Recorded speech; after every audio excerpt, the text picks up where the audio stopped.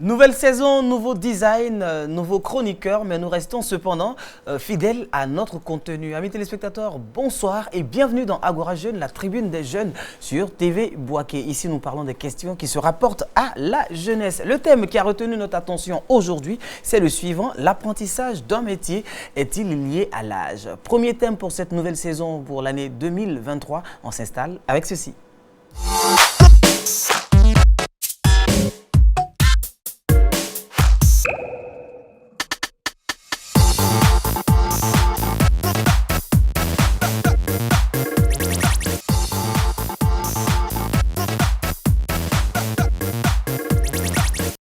Ils sont sur notre plateau, ceux qui font leur entrée dans cette nouvelle saison de Agora Jeune.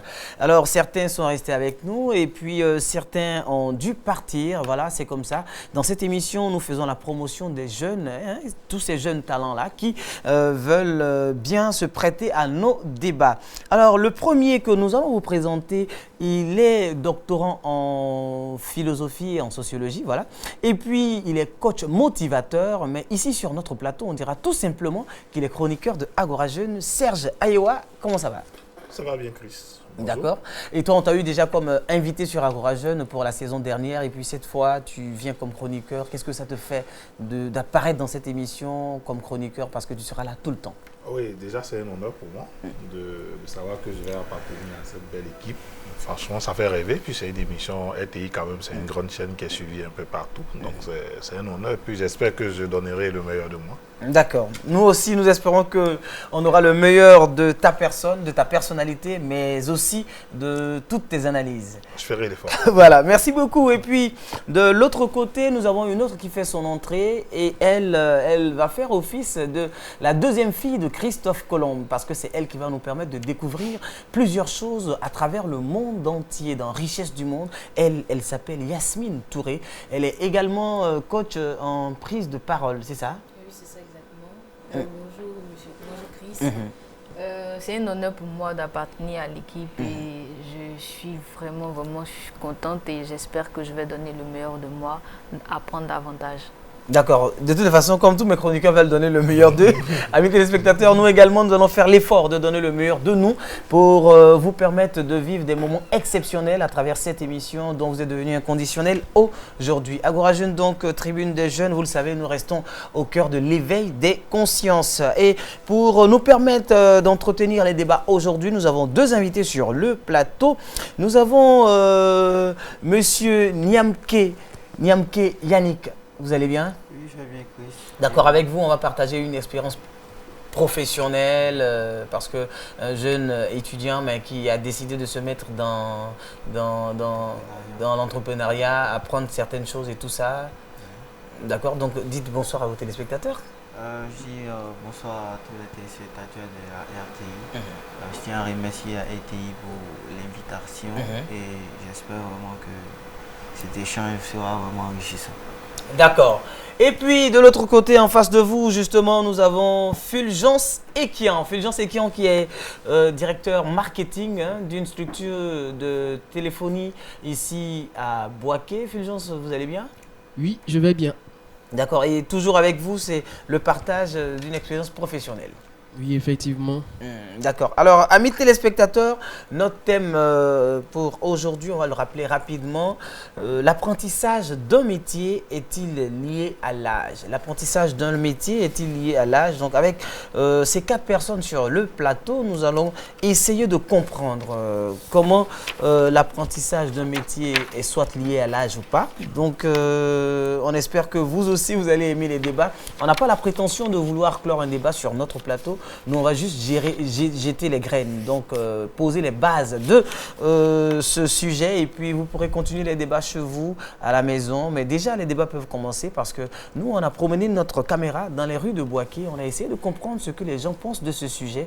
Voilà ce qui en est ressorti.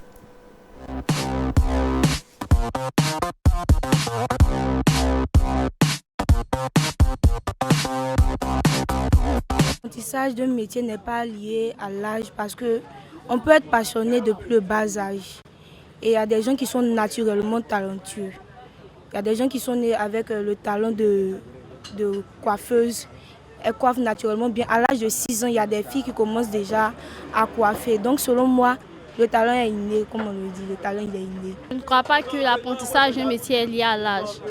Parce que d'abord, souvent nous voulons faire des métiers, mais le manque de moyens nous pousse à ne pas poursuivre notre objectif. Donc pour cela, nous sommes obligés de, comment je peux dire, rester à la maison, donc pour ne pas poursuivre nos rêves. Mais si on a un objectif, si on a des moyens quelconques, on peut poursuivre notre objectif. Ce n'est pas lié à l'âge. Métier pour lequel, à un certain âge, tu ne peux plus exercer. Quelqu'un qui a 45 ans ne peut pas peut-être apprendre le mécanique. Quand une dame qui a 45 ans, qui a 58 ans, ne peut pas être servante. Ça, ce n'est pas possible. Il y a quelqu'un qui nous disait avant-hier que parfois les gens sont confrontés à ce qu'on appelle, ils sont plongeurs. Un plongeur qui lave peut-être 2000 assiettes par jour. Vous convenez avec moi que pour les 2000 assiettes par jour en Europe, ce n'est pas ici. C'est pas eux, c'est pas truc. Un vieux de 45 ans ne peut pas aller laver 2000 assiettes par jour, hein. Ça c'est impossible. L'apprentissage d'un métier n'est pas lié à l'âge. Cela va dépendre de la volonté, de l'amour qu'on accorde pour la chose. Voilà, comme on le dit, le retard n'empêche pas le bonheur. Donc au moment où je veux développer quelque chose, quel que soit mon âge, je pense que je peux faire cela.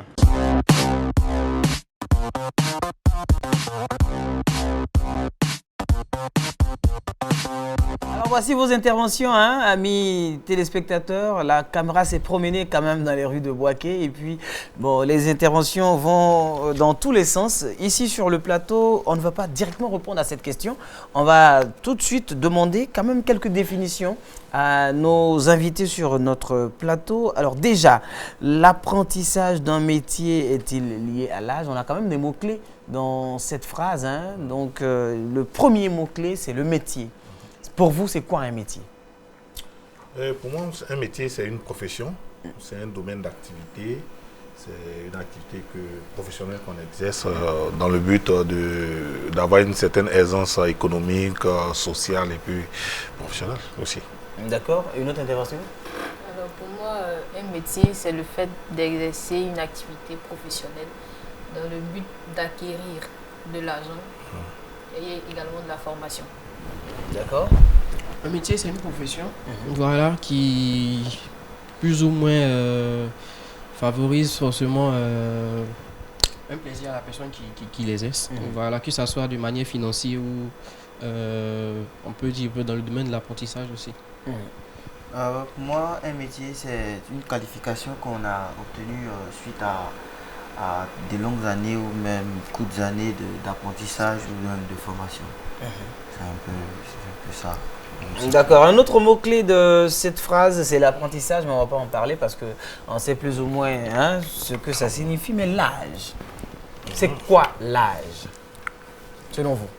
Bon, pour moi, l'âge, c'est une durée écoulée entre la naissance d'un individu jusqu'à une date donnée. Voilà, selon moi. D'accord. Une autre intervention? Pour moi, l'âge, c'est la durée de vie d'une personne, le temps écoulé sur cette terre d'une personne. D'accord. Bon, je pense qu'on va aborder dans le même sens que c'est voilà, de la naissance jusqu'à une période bien donnée, une période X.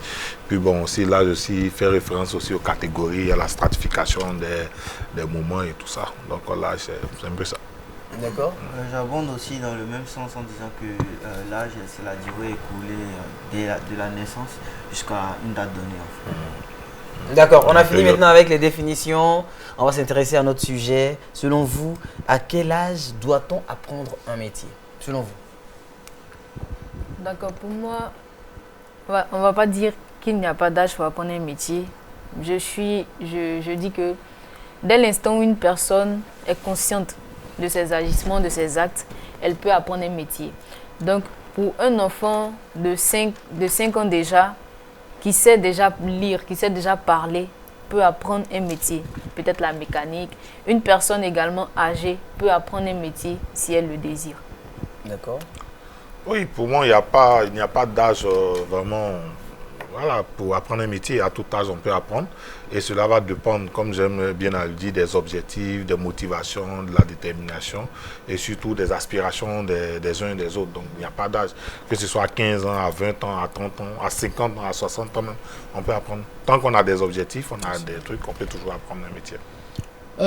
Normalement, on peut dire ainsi qu'il n'y a vraiment pas d'âge pour apprendre un métier, mais donc, vu qu'on vit dans une société où il y a des lois, voilà, comme le disait l'autre, avoir au moins 15 ans pour apprendre un métier, je pense que c'est déjà une bonne base. Voilà, sinon, dès le bas âge, on apprend beaucoup, surtout quand on est enfant. On apprend avec plusieurs jeux qui nous ont fait par nos parents. On apprend beaucoup, donc du coup, de là peut ressortir le métier que l'enfant désire. Voilà, donc on peut dire, ça dépend de la motivation, de la passion aussi de cet individu-là qui veut apprendre ce métier. Bon, pour moi, il n'y a pas d'âge pour apprendre un métier, vu que la curiosité, l'envie, les ambitions sont des choses qui sont inhérentes à l'espèce humaine. Et je pense bien que c'est ce qui motive en fait à l'apprentissage d'un métier. Donc à tout âge, tant que tu as la passion, tu as la motivation, tu as la curiosité de découvrir, je pense bien que ce métier-là est tout disponible pour toi, quoi, pour que tu puisses l'apprendre. D'accord. Alors je veux savoir, dans vos différents esprits, quand vous parlez de 15 ans, vous parlez de 5 ans, vous parlez de y a pas d'âge pour apprendre un métier et tout ça, dans vos différents esprits, de quel genre de métier vous parlez? Bon, déjà, par abus de langage, on sait que dans notre société, quand on parle de métier, on fait référence aux petits métiers. On parle de menuiserie, maçonnerie, sinon tout travail, déjà, c'est un métier. Parce que même l'avocat, il pratique le métier d'avocature. Alors j'allais en venir pour savoir, y a-t-il une différence entre quelqu'un qui est menuisier aujourd'hui et, enfin, l'appellation de métier de menuisier et l'appellation de métier peut-être d'avocat ou de médecin? Non, il n'y a pas de différence parce que quand par exemple tu fais la menuiserie, c'est un travail. En même temps, c'est un métier qu'on apprend. Également le juge, le diplomate, l'enseignant, c'est également des métiers. C'est peut-être par abus de langage, par méconnaissance des différents concepts qu'on attribue. On se dit que ce qu'on appelle les métiers, les sous-métiers ou les petits métiers, on les catégorise ainsi. Et puis peut-être ceux qui sont dans les bureaux, on dit que c'est du travail, sinon c'est les mêmes. C'est la même chose. Pour moi, je peux dire qu'il y a une certaine différence. En ce sens que les petits métiers dont on parle, généralement la formation se fait par des personnes qu'on connaît, des personnes qui n'ont certainement pas de qualifications en tant que telles. Et les métiers, on va dire d'avocat et autres, c'est plus de longue formation avec des certificats à l'appui, des gens qui ont beaucoup de connaissances. Donc pour moi, c'est un peu ça la différence. D'accord. Une autre intervention? Je pense bien que la différence se situe à plusieurs niveaux. D'abord dans la formation, c'est-à-dire la durée de la formation. Aussi au niveau du domaine, du lieu d'exercice, du métier. Il y a aussi une différence. L'avocat, lui, il exerce dans son cabinet, il est tranquille. Et le menuisier, lui, il a son atelier et tout. On peut dire qu'il y a une différence. On trouve le confort chez l'avocat. Le confort qu'on trouve chez l'avocat, on ne le retrouve pas chez le menuisier. Mais tout est appelé métier en fait. On exerce le métier. D'accord. Donc techniquement, il n'y a pas de différence. Oui, mais moi j'ai voulu rebondir sur quelque chose parce que ici, je pense que c'est notre société qui l'a stratifié comme ça. Parce que quand tu prends le métier de, par exemple, le métier d'enseignant, quand tu rentres à l'INS, tu fais 2 ans, 3 ans, tu sors, tu apprends. Normalement, il y a des écoles pour menuiserie, il y a des écoles de maçonnerie et tout ça. C'est peut-être sous nos cieux, comme on n'a pas encore vulgarisé ces métiers-là, on n'a pas encore compris que ces métiers-là aussi sont porteurs d'espoir économique et tout ça, que peut-être on est encore à la traite. Sinon, il y a des écoles pour maçonnerie. Et les gens, ils y vont, ils ressortent avec des diplômes, des certificats. Voilà, donc c'est peut-être que la configuration de notre société qui ne nous a pas encore donné cette manière, cette approche-là qui fait qu'on est encore en train de minimiser les choses. D'accord. Effectivement, je rejoins aussi Serge, comme il le dit, c'est la société. On en Afrique, on sait. Aujourd'hui, quelqu'un qui est avocat, on ne salue pas ce dernier-là comme on salue aujourd'hui peut-être le menuisier ou le mécanicien. Voilà. Pourtant, il y a des centres de formation, les centres de formation professionnels, ils sortent aussi avec des brevets, avec des diplômes, comme aussi l'avocat, mais compte tenu de la mentalité dont notre société vit actuellement, c'est ce qui fait qu'on a comme l'impression qu'il y a une différence entre ces deux métiers. Pourtant, voilà, on catégorise un peu les différents métiers, mais bon, voilà. D'accord, donc il était quand même important qu'on revienne sur ces notions-là pour quand même faire comprendre à nos téléspectateurs. Donc là, on s'intéresse plutôt aux métiers, donc les petits métiers juteux. Tout à l'heure, Serge l'a dit, les métiers, il n'y en a pas qui pèsent mieux dans la balance que d'autres. Voilà pourquoi la phrase qu'on utilise tous, dit il n'y a pas de sot métier. Voilà, donc nous poursuivons notre émission et cette fois-ci, j'ai envie de vous demander, est-ce que l'apprentissage d'un métier après 30 ans, c'est possible? Vous avez dit tout à l'heure qu'il n'y a pas d'âge pour apprendre un métier et tout, mais en même temps, je veux savoir, est-ce que l'apprentissage d'un métier après 30 ans, c'est possible, surtout dans le cadre de la reconversion? Je pense que c'est possible, mais on ne va pas généraliser les choses, voilà, parce que il y a plusieurs choses qui rentrent en ligne de compte. Voilà, il y a d'autres, il y a des personnes qui ont cette capacité-là de pouvoir magasiner facilement. D'autres, non. Voilà, on va prendre le cas des docteurs aujourd'hui à qui on demande de se reconvertir à d'autres domaines. Bon, ça sera un peu difficile pour certaines personnes. Et pour d'autres, ça sera aussi facile. Voilà, donc du coup, il ne faudrait pas qu'on généralise les choses. Ça peut être possible, mais ce n'est pas aussi évident. Voilà, il y a beaucoup de choses qui rentrent en ligne, de certains détails qu'on pourra peut-être énumérer. Mais franchement, ça dépend de la personnalité avec qui nous sommes. La personnalité qui est en face, en fait. Voilà. D'accord. Donc lui dit déjà que ça peut être possible, donc ça veut dire que dans son esprit, il y a quand même un doute sur l'apprentissage d'un métier à partir de 30 ans ou après 30 ans. Quelqu'un d'autre a un autre avis sur le plateau? Oui, mais nous, comme on l'a dit à l'entame, il n'y a pas d'âge pour apprendre un métier, mais il y a un âge favorable pour apprendre un métier. Parce que je prends par exemple on va aller 15 ans, parce que 10 ans, on a dit que c'est de l'exploitation d'un enfant, mais de 15 jusqu'à 25 ans, parce que généralement en Afrique, à 25 ans, on traîne encore chez nos parents, on n'a pas encore cette liberté-là et tout ça. Donc cet âge-là, c'est un âge favorable parce qu'on a des prédispositions, le corps est encore disponible à apprendre certaines choses. Mais à partir de 30 ans, on rentre dans une autre forme de configuration sociale, socio-économique et tout ça. Soit on a déjà un enfant, ou on a déjà des enfants, on a une femme, on est dans d'autres paramètres, on a des charges dans la société. Donc ça fait que ce n'est pas évident d'être disponible. Mais tout va dépendre de notre degré de motivation, de nos objectifs et de nos aspirations. Tant qu'il y a la volonté, tant qu'on est déterminé à aller jusqu'au bout, à apprendre et à ressortir. Parce que, ici, il faut se poser la question, on apprend le métier pourquoi? Si par exemple j'apprends un métier pour m'affirmer dans la société demain, tout de suite, ça veut dire que c'est un objectif qui est prioritaire. Donc je mets les moyens qu'il faut. Mais si c'est juste un métier pour juste compléter, pour accroître mon niveau de compétence, voilà, c'est pas les mêmes pressions qu'on a. D'accord, un autre avis? Pour moi, c'est vrai que on va dire c'est possible, mais il faudrait signifier que c'est quand même très difficile. Parce que déjà à 30 ans, l'esprit de l'homme n'est plus tellement réactif. Il a d'autres préoccupations. Ce sera difficile pour une personne de 30 ans venir apprendre, c'est-à-dire le b.a.-ba de certaines choses. Ça devient difficile pour elle de venir dire c'est maintenant qu'on va apprendre à faire telle chose, telle chose, telle chose.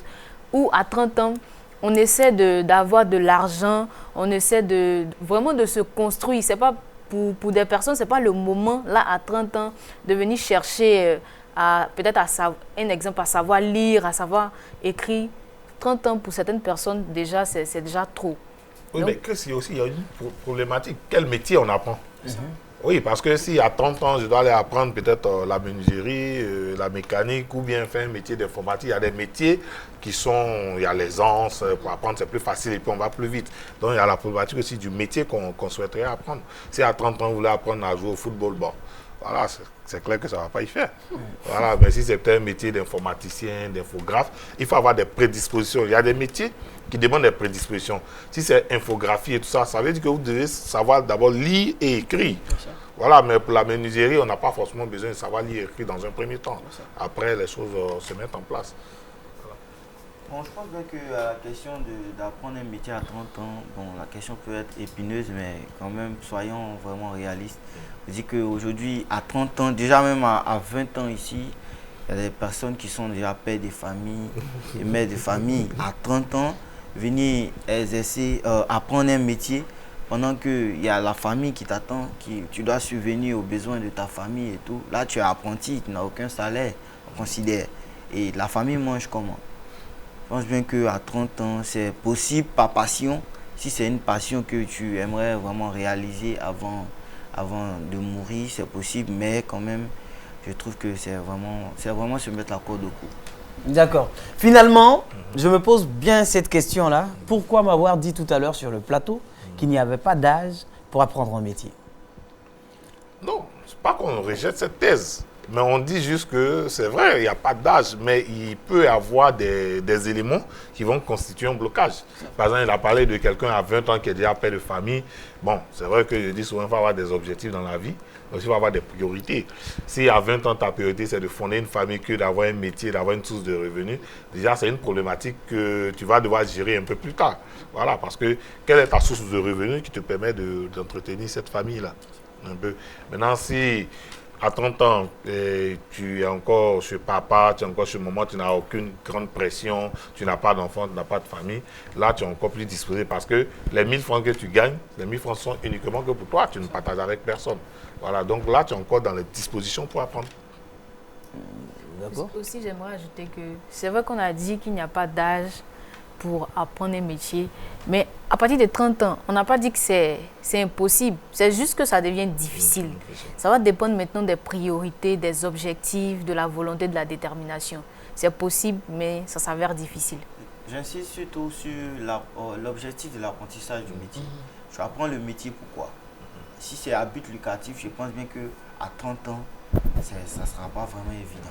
Parce que, bien vrai que tu vas apprendre le métier, c'est vrai sur une certaine période donnée, mais te professionnaliser, en fait, à la chose, c'est encore un autre temps. Donc, je pense bien que si c'est à but lucratif, ça serait vraiment difficile. Mais par passion, on peut se donner corps et âme à l'apprentissage de ce métier-là même. Jusqu'à même à 70 ans, 80 ans, on peut essayer de le faire. Mais quand même, tout dépend de l'objectif pour lequel tu apprends le métier, en fait. Non, mais vous savez aussi que quand, par exemple, vous apprenez un métier, il y a un penseur qui disait que quand vous faites ce que vous aimez, pendant des années, vous allez travailler, mais vous aurez l'impression que vous n'avez jamais travaillé de toute votre vie. Donc, il faut mettre un peu de passion. C'est sûr pourquoi généralement, j'invite les gens à pratiquer le métier qu'ils aiment. Parce que quand vous aimez un métier, vous n'avez pas l'impression que vous apprenez. C'est un peu comme l'animation aujourd'hui. Chris, tu peux animer de 7h jusqu'à 22h, ça ne te dit rien. Moi, c'est un peu comme je suis en séminaire. J'ai juste besoin d'une bouteille d'eau, de papier, mouchoir. Toute la journée, je te fais un séminaire. À peine tu vas demander à manger. Mais ça, c'est parce que je suis passionné.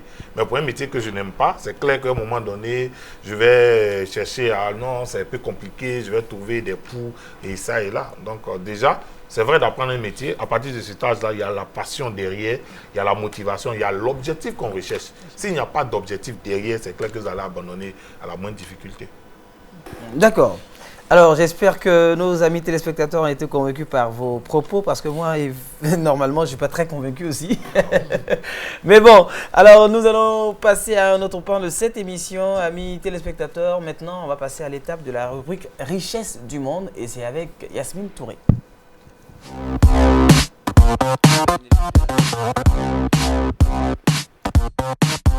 Pour notre rubrique Richesse du monde, nous irons à la découverte d'une personnalité emblématique de la Côte d'Ivoire.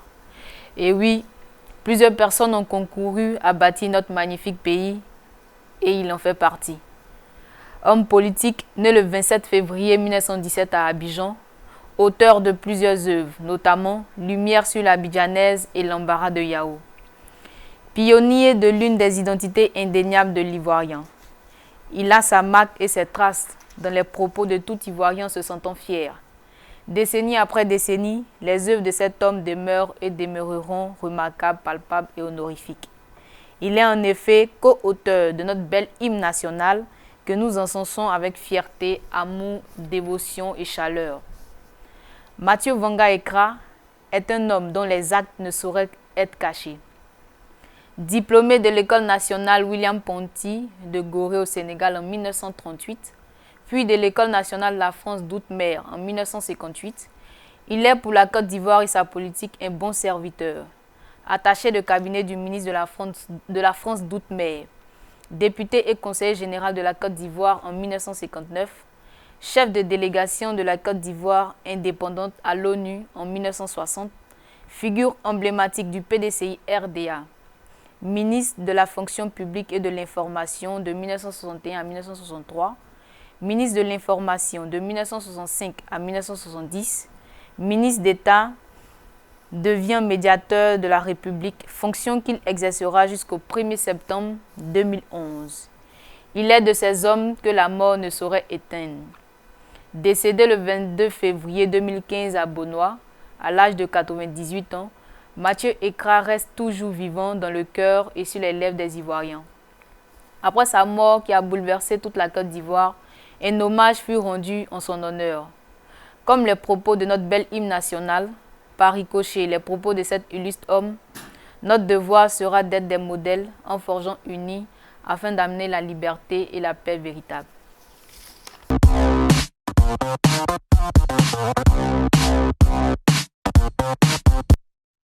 De retour en plateau après cette belle présentation de notre personnage mythique, hein, Mathieu Ekra. Alors, merci beaucoup Yasmine. Voilà, et puis Fulgence. Déjà, merci Yasmine. Très belle présentation de ce digne monsieur. Voilà, c'était vraiment un homme. Moi, je l'aime bien parce que c'est mon Juju de février.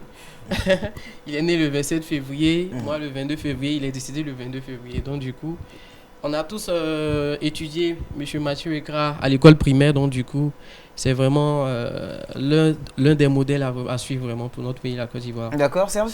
Oui, bon, personnellement, merci déjà à Miss. Je suis impressionné déjà par son parcours. C'est ce que je retiens parce qu'aujourd'hui, on a besoin de ce genre de personnes, de ce genre de figures-là comme un modèle ou comme élément de référence pour cette jeunesse-là qui a besoin de personnes pour propulser un peu leurs ambitions. Savoir qu'on peut partir de zéro. On n'a pas sa vie peut-être quand il était encore enfant, on ne sait pas dans quelles conditions, mais on sait que quand même il a eu un parcours assez important. Et comme je le dis, il faut qu'on soit à port quand on vient sur la terre, parce qu'il faut apporter quelque chose à l'humanité. Et quand on repart aujourd'hui, dans des dizaines d'années, centaines d'années, on parlera toujours de lui. Donc c'est une fierté nationale. Et puis bon, on espère qu'on aura des générations encore qui vont suivre son exemple. D'accord. Yannick? Je tiens à dire merci à Yasmine pour cette belle présentation de ce monsieur qui reste une figure emblématique. Il fait partie des immortels, hein, si on peut le dire ainsi, parce que Mathieu Ekra, ses œuvres demeurent jusqu'à présent dans les musées et tout. Et aujourd'hui, il doit être un modèle de leadership pour nous en tant que jeunes qui devrions aujourd'hui entamer soit une carrière politique ou même une carrière littéraire, soit être auteur d'un livre et tout. C'est des personnes vraiment qui doivent nous inspirer à un parcours vraiment, un meilleur parcours en fait. Voilà. Alors à côté de cela, moi j'ai aimé la révélation que vient de nous faire Yannick parce que on comprend clairement que Yannick veut entamer une carrière politique. Littéraire surtout. Hein, voilà, et là il nous l'a dit.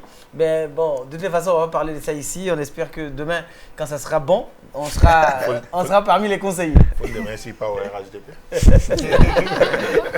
D'accord. Alors les amis, nous poursuivons avec notre thème. Hein. Le thème de cette émission, amis téléspectateurs, c'est le suivant: l'apprentissage d'un métier est-il lié à l'âge? Donc je l'ai dit à l'entame de cette émission, les débats peuvent se poursuivre chez vous. Nous, on va juste poser les bases parce que nous ne voulons pas avoir la prétention de vous faire croire que nous savons tout. Alors nous poursuivons et puis maintenant on va parler. Tout à l'heure, on parlait de l'âge. Hein? On parlait de l'âge de 30 ans, après lequel est-ce qu'on peut apprendre à faire un métier et tout ça. Alors, les avis ils sont partis dans tous les sens.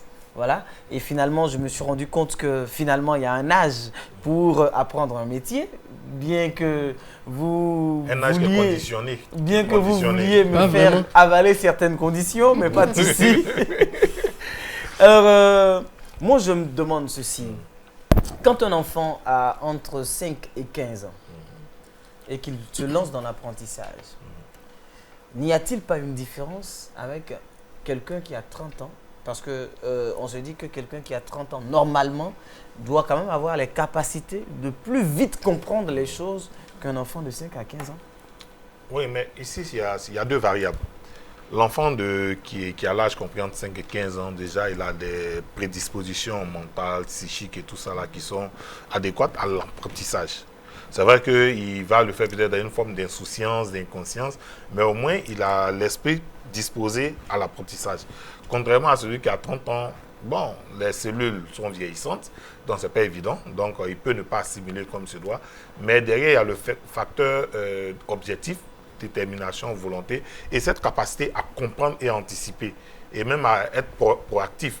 Voilà, donc c'est vraiment pas forcément les mêmes choses. L'autre, il va aller un peu plus vite en fonction de ses objectifs, parce que quand vous êtes passionné, vous avez des objectifs, c'est clair que vous y donnez à 200%, mais contrairement à l'enfant qui vient juste parce que soit il vient apprendre, il vient au travail parce qu'on l'a chassé à la maison.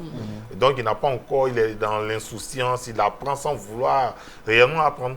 Contrairement à l'adulte qui est peut-être coincé, il a besoin d'un métier, il a besoin de faire de l'argent, donc là, il est apte à aller un peu plus vite. D'accord. Effectivement, moi je suis d'une part d'avis avec Serge. D'une part. Oui, parce qu'aujourd'hui, le mécanicien qui prend son garçon de peut-être 5 à 6 ans, qui est avec lui à chaque fois, sur 2 ou 3 ans, le petit, il assimile rapidement, parce que les enfants, ils assimilent rapidement.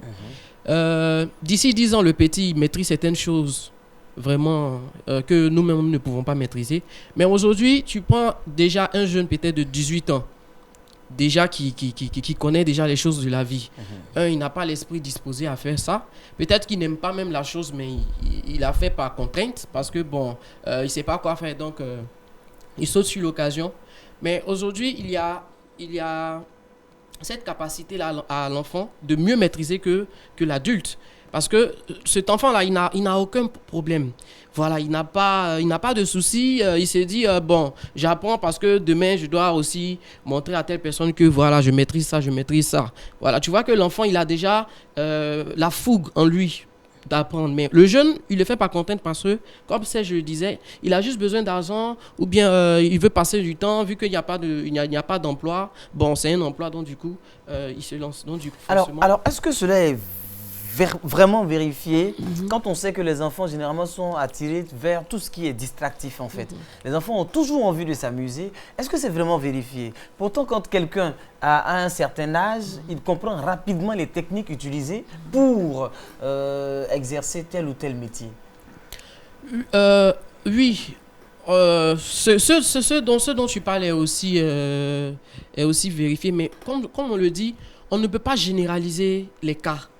Voilà, on ne peut pas généraliser les cas. Aujourd'hui, tu peux envoyer ton enfant qui est vraiment distrait dans le travail que tu fais. Par exemple, tu es menuisier, tu prends ton enfant pour être menuisier. L'enfant, il est distrait, il veut aller jouer avec ses amis.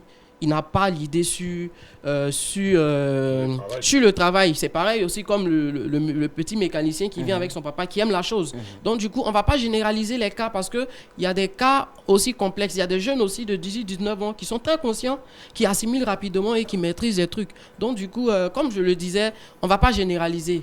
On va rentrer peut-être par cas, de cas à cas, pour pouvoir mieux expliquer, pour faire comprendre qu'aujourd'hui, c'est vrai qu'il y a certains âges dont on a besoin pour pouvoir mieux apprendre un métier, mais le même individu qui a cet âge peut avoir aussi un souci d'apprentissage ou d'assimilation, voilà, qui peut être différent de celui...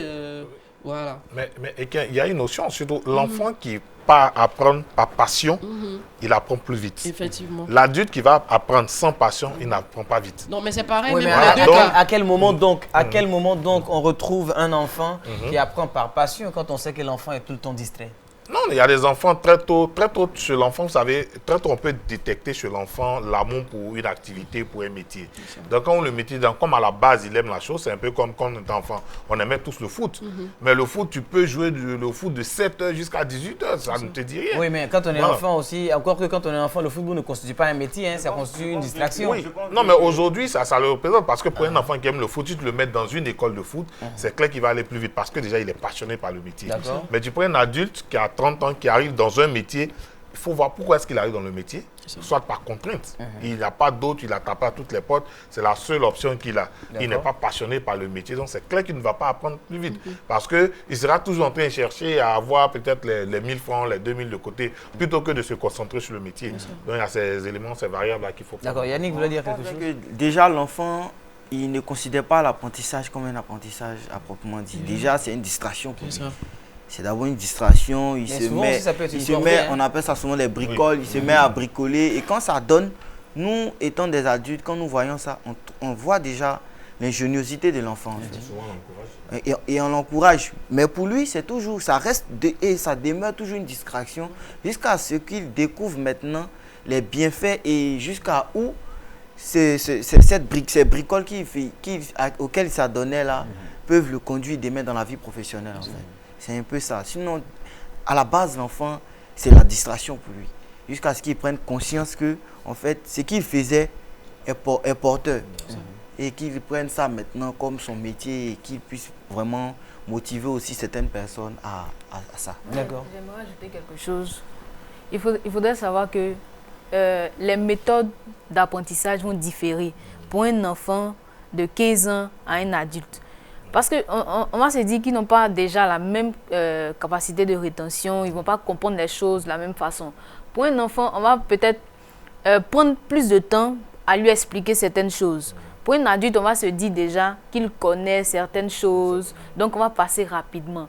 Donc, si on prend beaucoup plus de temps à expliquer à un enfant comment faire ci, comment faire ça, je pense déjà que l'enfant va facilement apprendre et va laisser ces histoires de distraction. Aussi, si on se dit que c'est un enfant qui aime la distraction et qu'on veut lui faire apprendre certaines choses, on va, à travers la distraction qu'il aime, utiliser cette distraction-là pour qu'il puisse assimiler. Donc, c'est un peu ça. Bon, si je vais tout à l'heure, il y a Chris Touré qui a parlé de corvée. Tu sais que déjà, dès le bas âge, une corvée pour l'enfant peut se transformer en passion. Aujourd'hui, ton enfant, quand tu vois qu'il est un peu brouillon, bon, allons-y, tu me trouves peut-être à la boulangerie ou bien tu me trouves au champ et on va faire les travaux champêtres ensemble. Mais après, le petit, c'est l'un des grands cultivateurs du village. À force, oui, mais effectivement, à force de le pousser à venir travailler avec toi lorsqu'il fait des erreurs ou lorsqu'il n'est pas respectueux, en étant rigoureux avec lui à chaque fois, en lui demandant de descendre au champ après l'école, l'enfant, il devient le grand cultivateur du village. Voilà, tu vois que en lui inculquant cette rigueur-là, ça devient une passion pour lui et puis il en sort meilleur. D'accord. Bon, de toutes les façons, ça, ce sont vos avis. Et je me rends bien compte que finalement, il y a un âge pour apprendre un métier. Pas vraiment.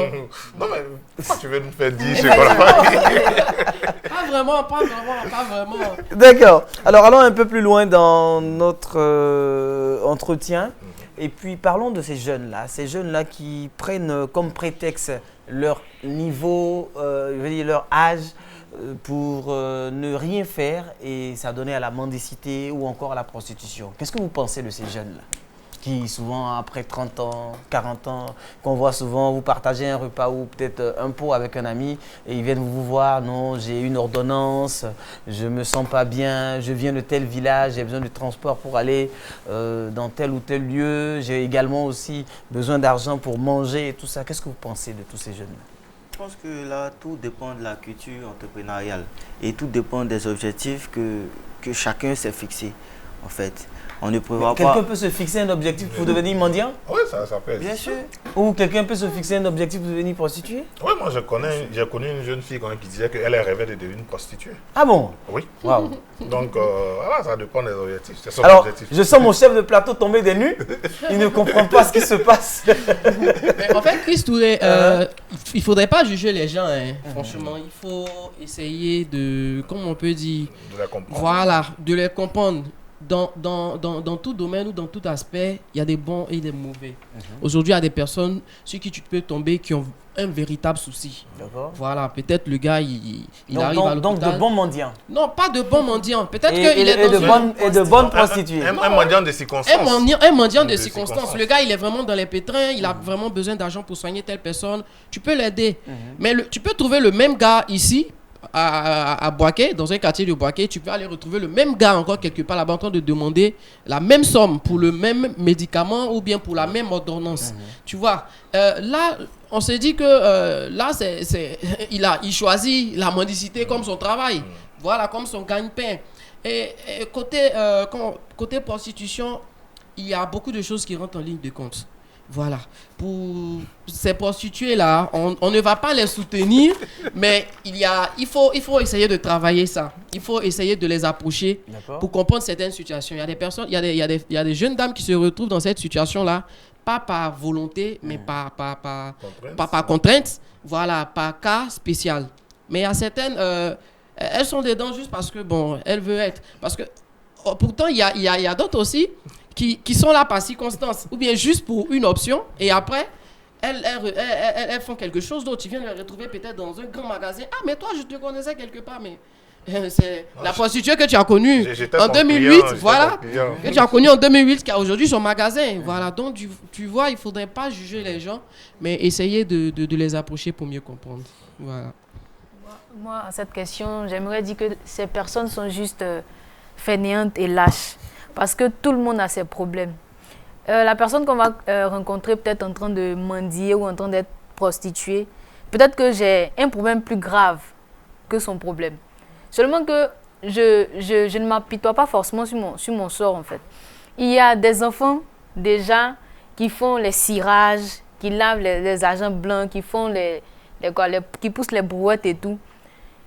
Eux, également, ils ont des soucis. Ils vont pas. Un enfant, déjà, il commence à faire ça. Et toi, tu es l'adulte, tu vas nous dire que tu as trop de problèmes ou bien je suis là par circonstance. C'est vrai que dans la vie, il y a des imprévus. On va dire aujourd'hui, j'ai eu un problème, c'est un imprévu. Mais ce sont des choses qui, même l'imprévu, chez nous on dit, même l'imprévu se prévoit en fait. Même l'imprévu se prévoit. Ils auraient dû quand même prévoir certaines choses. La maladie, on va dire que la maladie, on ne sait pas quand est-ce qu'on tombe malade.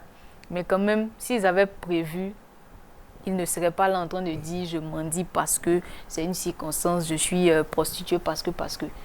Tout ça se prévoit. D'accord. Bon, moi, je suis pas aussi d'avis avec Yasmine parce que aujourd'hui, bon, vous savez que peut-être dans une classe, je prends un exemple, dans une classe, on ne va pas tous réussir. Hein. Dans une classe, peut-être nous pouvons être peut-être 30, sur les 30, 2 vont réussir, d'autres aussi seront peut-être dans une situation pas trop stable, d'autres vont mourir, on touche du bois. Voilà pourquoi justement, justement les petits métiers existent. Oui, pourquoi ne pas s'adonner à un métier? Voilà, mais même tout à l'heure vous avez dit que l'apprentissage d'un métier n'est pas lié à l'âge. Donc quel que soit votre âge, vous pouvez apprendre un métier. Et on a fait ressortir tout à l'heure que un adulte apprend plus vite. N'est-ce pas? Mais l'enfant devient beaucoup plus technique, beaucoup plus fort. C'est ce qu'on vient de faire ressortir. Donc, quand on se base sur ça, est-ce que c'est normal? Ou bien, est-ce que on peut expliquer le fait que quelqu'un dise « Je souffre tellement que je ne peux pas apprendre un métier, je vais devenir mendiant ou prostituée ». Déjà, Chris Touré, la prostitution, c'est un métier. La prostitution, c'est le plus vieux métier. Même Jésus même vient trouver la prostitution ici. Tu comprends? On ne va pas, comme je te le disais tout à l'heure, on ne va pas soutenir la prostitution. On ne va pas, comment on appelle, on ne va pas applaudir les filles qui se prostituent. Non, mais il faut comprendre qu'il y a des cas. Oui, il y a aussi des hommes. Il y a aussi des hommes. Il faut comprendre, il faut comprendre qu'il y a des cas. Il y a des cas à étudier. Il faut essayer de comprendre les gens. Voilà, mais tu ne peux pas te lever aujourd'hui et dire, bon, dans 30 ans, moi, je vais être prostituée. Non.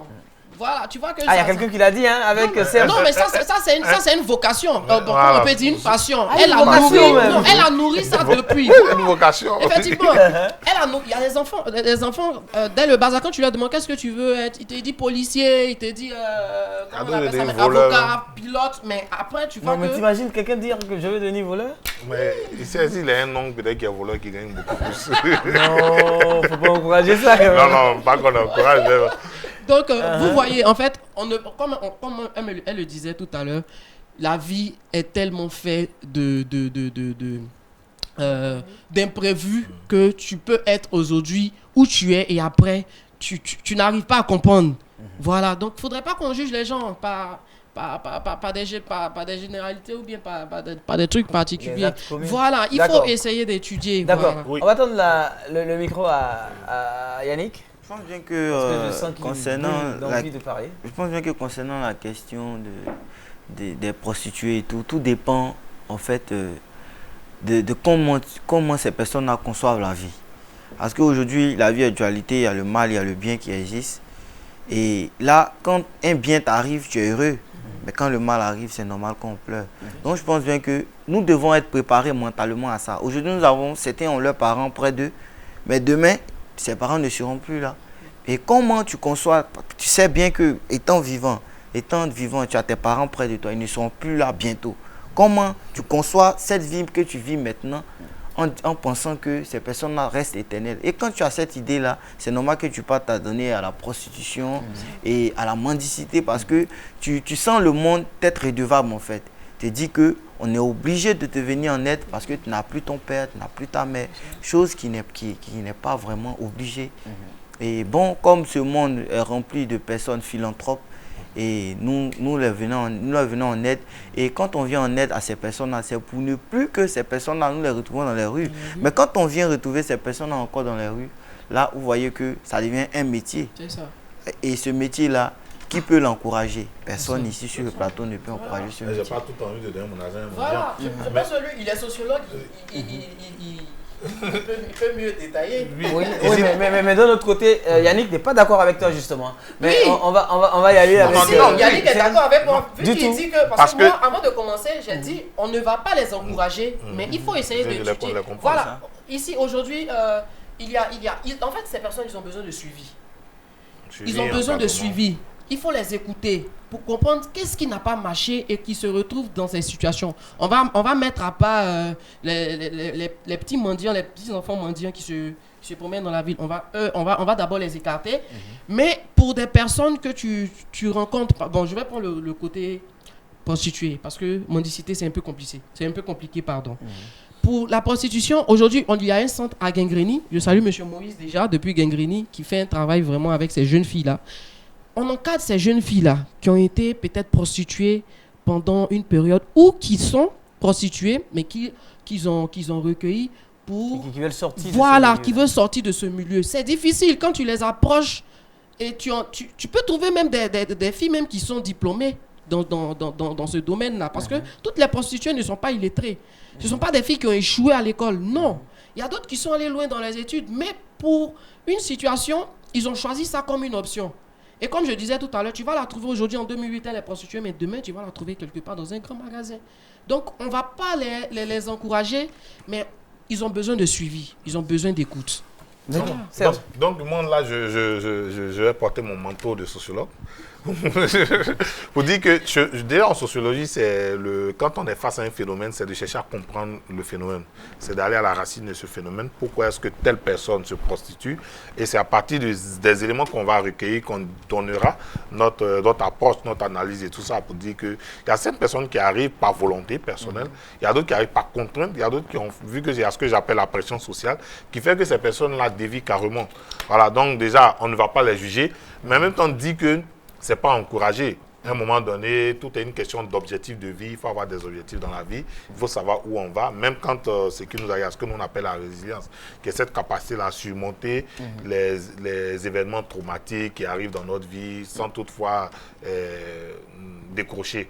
Donc, toute personne, quand même, doit pouvoir rebondir, quelle que soit la situation. Ce n'est pas je peux dire, la piscine où il faut atterrir. Voilà, il faut trouver une autre parade pour pouvoir s'en sortir. Alors, merci à vous, messieurs et dames, mes invités et chroniqueurs.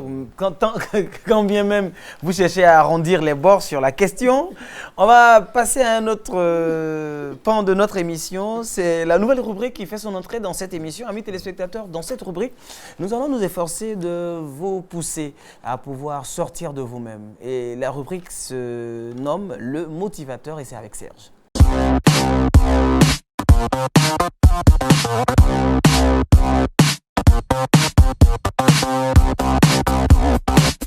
Ok, déjà c'est une nouvelle émission. Donc on va essayer déjà d'apporter de l'énergie positive à nos auditeurs, à nos téléspectateurs. Déjà, je commencerai déjà par dire que, vous savez, nous aspirons tous à réussir dans la vie, à être heureux, à réaliser nos rêves, à devenir la meilleure version de nous-mêmes. Mais malheureusement, combien sommes-nous qui sommes capables d'obéir aux principes et aux règles de la réussite? Il faut savoir que la réussite requiert un strict minimum de sacrifice et d'organisation. Et comme le disait le célèbre penseur Nietzsche, celui qui a un pourquoi, qui lui sert de lieu de but, peut vivre avec n'importe quel comment. Vous savez, il y a ce qu'on appelle notre zone de confort. Il est très difficile de quitter notre zone de confort parce que déjà, on est habitué, on s'y sent bien et tout ça. Mais tout est une question d'objectif et d'avoir des principes dans la vie et aussi des projets. Et si vous déjà vous avez des projets, cela devait déjà constituer un levier assez solide de motivation pour vous faire aller de l'avant. Parce que tout dépend de ce que vous entrevoyez, de ce que vous voulez poser comme action et les résultats que vous souhaitez obtenir.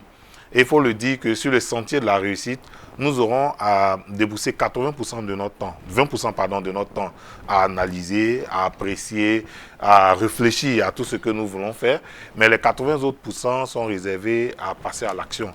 Parce que c'est l'action qui va déterminer, qui va donner sens à nos objectifs.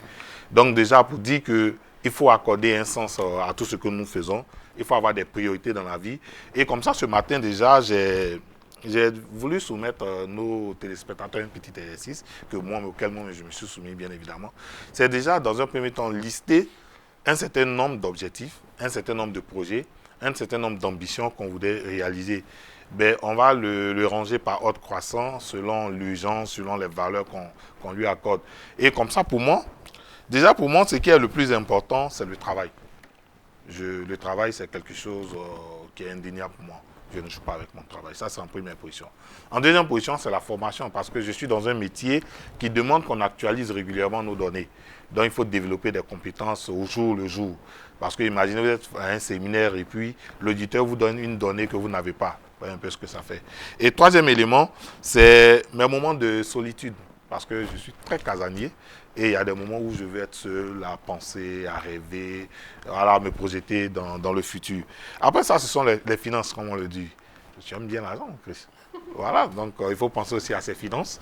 Comment est-ce qu'on gère nos finances? Comment est-ce qu'on gagne notre argent? Qu'est-ce qu'on peut faire? Comment est-ce qu'on se projette dans l'avenir sur le plan financier? Ensuite, la santé. La santé, c'est quand même quelque chose de vraiment important. C'est quoi notre santé, notre état de santé? Qu'est-ce qu'on fait pour garder notre état de santé? Et ensuite, la famille. La famille, vraiment, c'est le socle. Voilà, quel que soit ce qu'on est, on va toujours revenir à notre famille.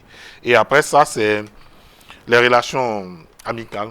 Parce que je dis que aujourd'hui, il faut avoir des amis qui stimulent votre potentiel, des amis qui vous aident à aller de l'avant. Il y a des amis, quand vous rencontrez, par exemple, tu es au quartier, tu traînes, mais quand tu rencontres ton ami équin et puis il te dit « Ah ben je suis le directeur marketing », déjà tu te dis « Ah ben attention, c'est pas le fait d'être envieux, c'est pas être envieux, mais il faut que ça vous booste à aller de l'avant. » Et ensuite, il y a notre environnement. Et à ce niveau, je dis souvent que quand on se débrouille, qu'on a un peu d'argent, quand on travaille, il y a 3 aspects sur lesquels il ne faut pas jouer. Le premier élément, c'est où est-ce qu'on vit. Notre environnement, on peut ne pas avoir des meubles de grande qualité, mais il faut savoir s'organiser, il faut avoir un environnement où on se sent à l'aise. Parce que c'est l'endroit où on repose notre âme, pour parler comme les chrétiens. Deuxième élément, c'est notre paraître, quand on sort. Parce qu'on nous juge déjà par notre apparence. Et c'est à partir de là qu'on dégage notre personnalité. Donc il faut quand même être bien habillé. Je ne dis pas d'aller forcément acheter des costumes de 200 000, 300 000, mais quand même être bien habillé, bien endimanché. Et le dernier élément, c'est ce qu'on mange. Parce que vous savez que la santé part de ce qu'on mange. Si vous mangez bien, parce que tu ne peux pas avoir un salaire de 400, 500 000 et puis bon, tu es tout tenté même, banane braisée, arachide. Voilà, il faut bien manger, tu seras en bonne santé. Et après ça, neuvième étape pour moi, ce sont les loisirs. Parce qu'au-delà de tout, quand on s'amuse, bon, heureusement que le week-end est proche. J'espère qu'on ne mettra pas de cailloux dans nos oreilles. Et le dernier élément ici, c'est les relations amoureuses. Pour moi, les relations amoureuses, ça passe à la 10e étape.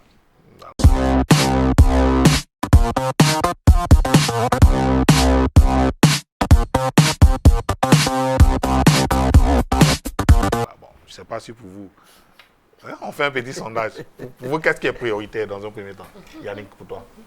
Bon, pour moi, c'est d'abord mon travail, par la suite les finances et bon, les relations amoureuses, puisque bon, tout concourt à ça, hein, tout tourne autour de ça en fait. Même les finances, on sait tous que les femmes et l'argent.